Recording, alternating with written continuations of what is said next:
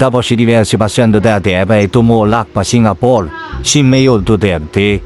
Kinumpirma ni NBI Director Jaime Santiago na batay sa VIP flight monitoring, umalis si Duterte kasama ang pamilya at ilang staff. Pasado alas 7 kanina umaga mula sa Davao International Airport. Matadada ang unang hilamo ni ating Mayor Duterte si General Torre ng suntukan. Bagay naman na kinasahan ni PNP Chief. Pero iginit ni Paste na kailangan mo nang makumbinsi ni Torre si Pangulo Marcos Jr.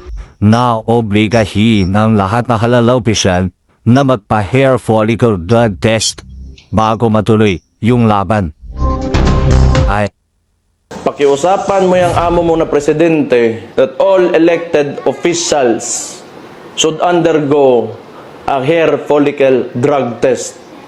Na maging referee because I am worried that General Torre might inflict a catastrophic injury on Baste dahil yan si General Torre astig yan. Sa halip na uniforme, square sa Taiwan suot at imbis sa radyo, boxing law siyang hawak. Boom!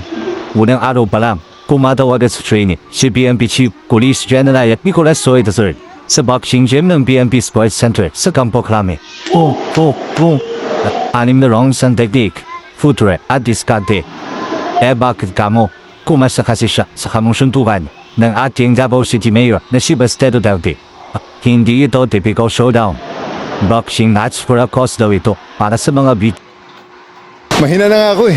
I really need exercise kasi medyo puro lang jogging ang ating ginagawa.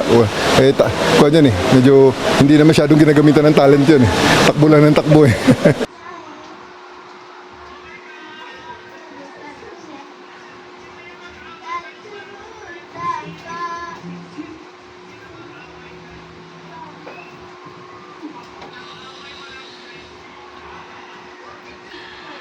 Nasa kanya na yun, whether he shows up or not. Kasi kung wala naman siya, mag-distribute na lang kami ng ayuda.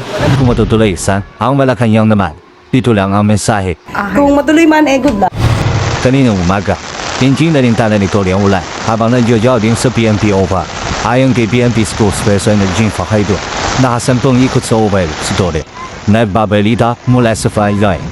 Pero ayon kasi